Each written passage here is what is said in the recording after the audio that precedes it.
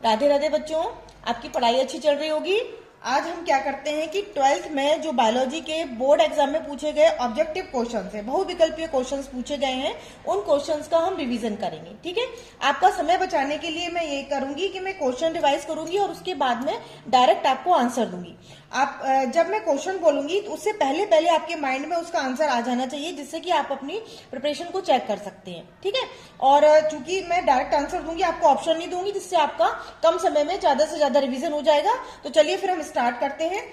Question first है आपका, बीजांड का वह स्थान जहां बीजांड व्रत जुड़ा होता है उसे कहते हैं, उसको क्या कहते हैं? नाभिका और हाइलम। इसके आंसर्स पे आप मोस्टली ध्यान दीजिएगा। और दूसरा क्वेश्चन है आपका, बहुसंगी दशा पाई जाती है। बहुसंगी दशा किसमें पाई जाती है? पुमंग में या फिर एंथर में। 112 लघु बीजाणुओं के निर्माण हेतु लघु बीजाणु व्रत मात्र कोशिकाओं में कितने अर्धसूत्री विभाजन होते हैं? तो इसका आंसर होगा आपका 28। नेक्स्ट क्वेश्चन है आपका, भ्रूण पोष में गुणसूत्रों की संख्या होती है, इसका आंसर होगा आपका 3x। ध्यान दीजिएगा, मैं क्वेश्चन बोलूंगी और क्वेश्चन के डायरेक्ट बाद में उसका राइट आंसर दूंगी आपको। निम्न में से कौन सा कूट फल है? सेब। प्रतिमुखी कोशिकाएं वह होती हैं जो, इसका आंसर होगा, निभागीय छोर पर स्थित होती हैं।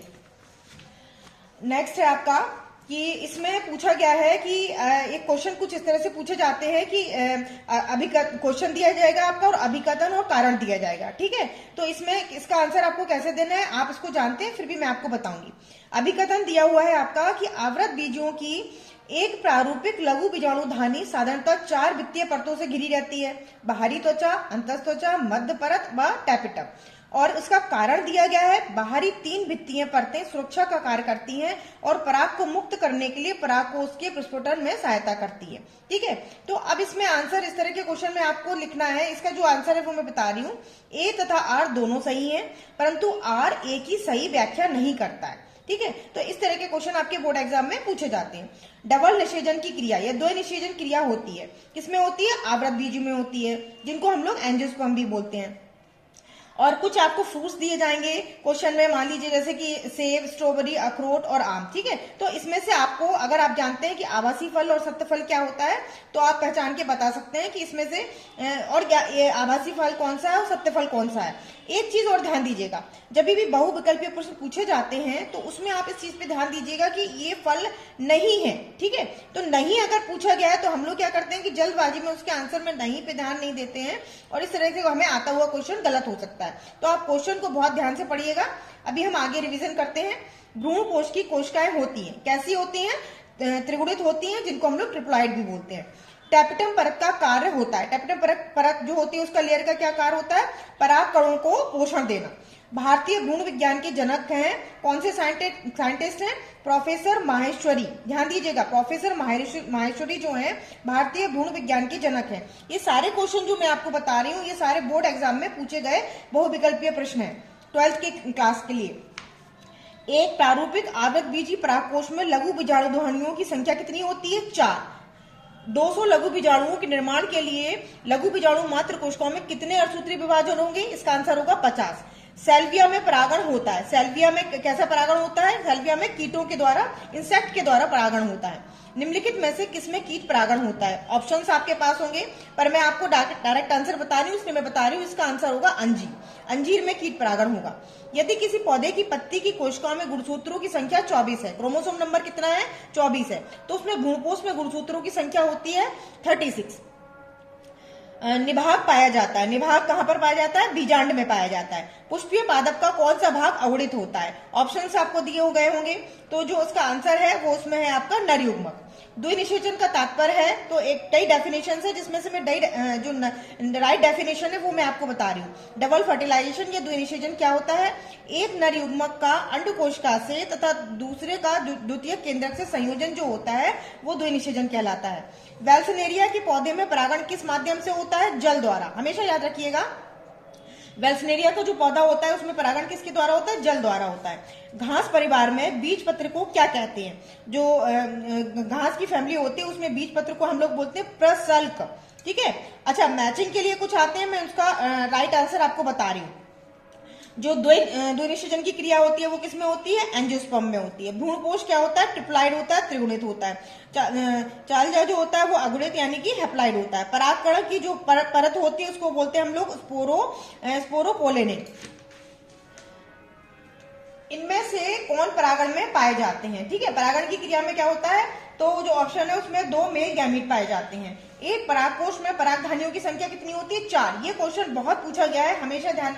इसमें कितने आंसर क्या होगा? 4।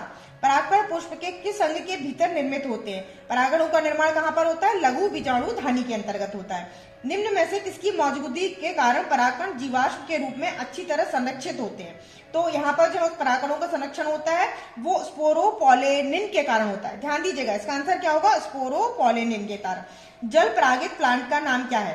तो जो हाइड्ला होती है, हाइड्ला का पौधा होता है वो जल परागण या वाटर पॉलिनेशन का प्लांट होता है, हाइड्ला का पौधा। पुष्पों में कौन सा अंग जो है फीमेल जनन अंग का प्रतिनिधित्व करता है? तो हम जानते हैं जायंट को हम बोलते हैं, प्लांट में फीमेल रिप्रोडक्टिव ऑर्गन होता है। लघु बीजाणु धानी की सबसे आंतरिक परत कौन सी होती है? सबसे अंदर वाली जो परत होती है उसको हम क्या बोलते हैं? टैपिटम।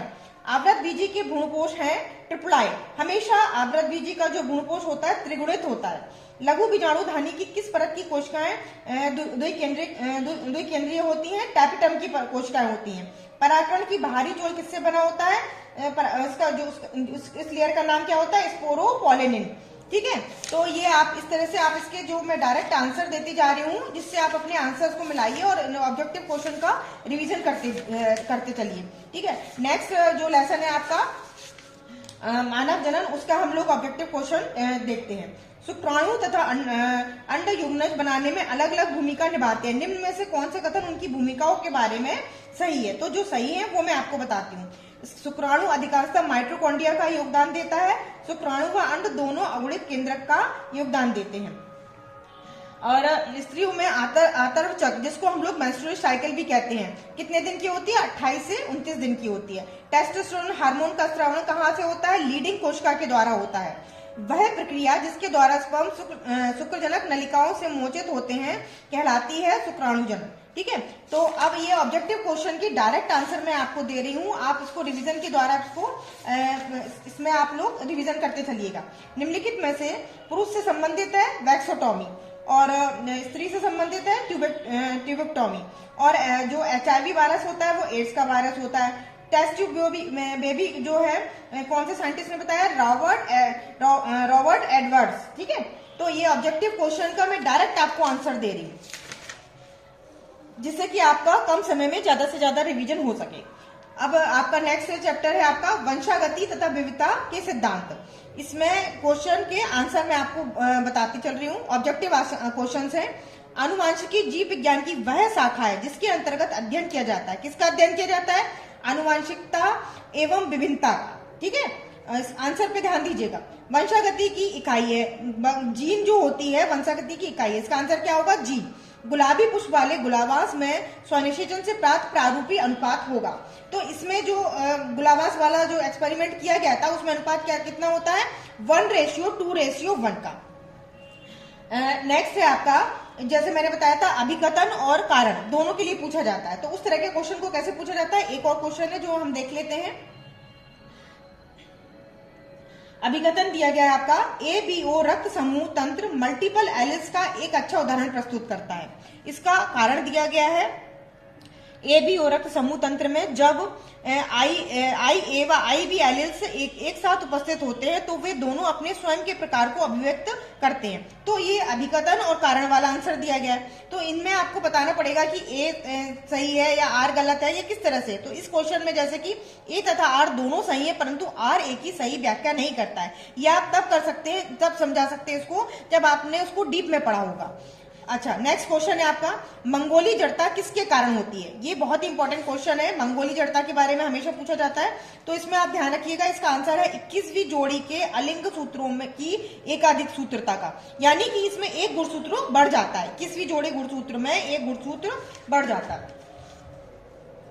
मानव में ABO रुधिर वर्गों के कितने जीनोटाइप पाए जाते हैं? इसका आंसर होगा 6।